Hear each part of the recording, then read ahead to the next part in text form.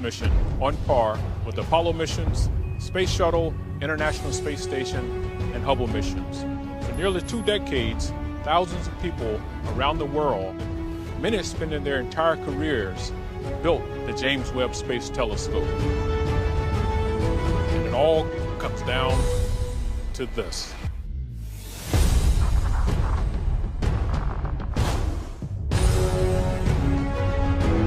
Once we launch the James Webb Space Telescope, there are no second chances.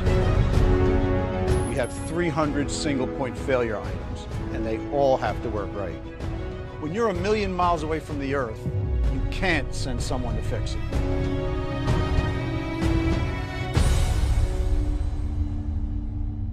We've never put a telescope this large in space. We want to see distant parts of the universe humans have never seen before.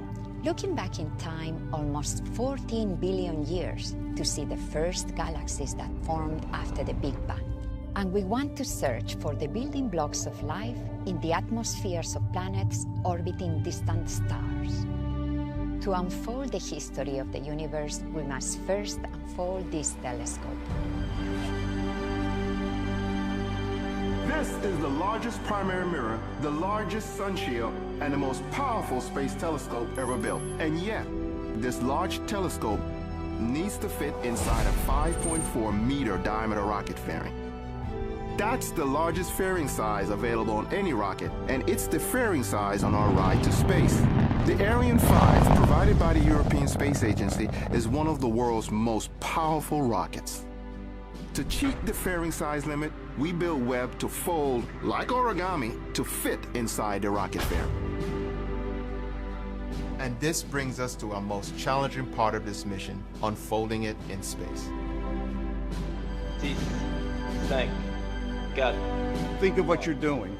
You're taking this extraordinarily delicate, precise, state-of-the-art scientific instrument, you're slapping it on a rocket, and for the next 8 minutes, the explosion from that rocket is following you into outer space. Vibrating you, shaking you. Everything that goes into outer space has to live through this environment and work once it gets there without having someone come to fix it.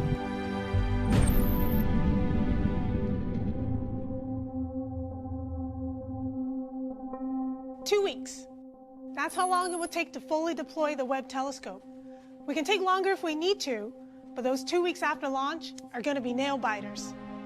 This is the Mission Operations Center at the Space Telescope Science Institute in Baltimore.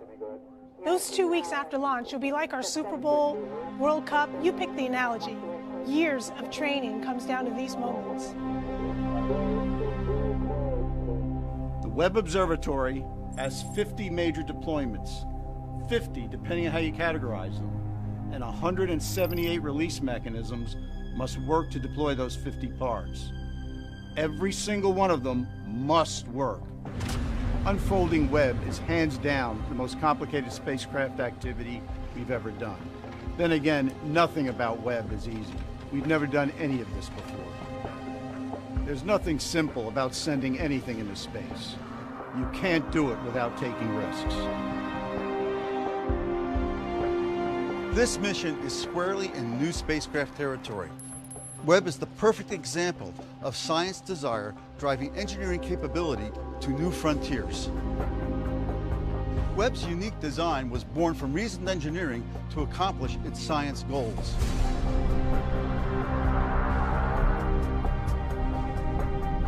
Here's the plan. Shortly after launch, we unfold Webb's solar panel for power and our Huygens antenna for communication. About 12 hours later, we have an important engine firing that sends Webb on the proper course towards its orbital destination, about 1,000,000 miles away. That's where Webb will do its science. Webb will be moving so fast, it passes the moon's orbit in 1.5 days, half the time it took Apollo astronauts to reach lunar orbit. First, we lower the sunshield pallet, then raise Webb's primary mirror and instruments away from the sunshield. The solar wind will push us around with the sunshield open, so we'll unfold a trim tab to help keep us stable. We got these huge, iconic, golden segmented mirrors that will help us deliver amazing new images from the cosmos. But in some ways, the sun shield is a lot more complicated, and it's just as essential. Without it, nothing works.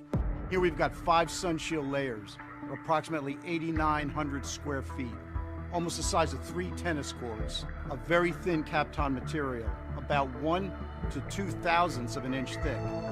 Making them go where you want them to go in zero-G is extremely challenging. The sun shield shades the telescope from the heat of the sun, earth, and moon.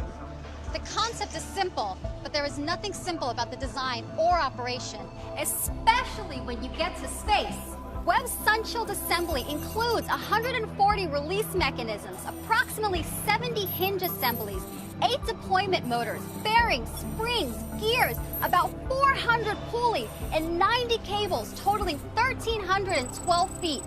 All this just to keep the sun shield under control as it unfolds. First, we release these special restraints that protect the sun shield during launch. They roll out of the way, but not all the way until we are ready to deploy aside. Next, we release a set of covers over the core region. Now comes the critical point. All 107 sun shield release mechanisms need to fire on cue. 107. They free the 5 sun shield layers, allowing them to extend as the mid-booms deploy.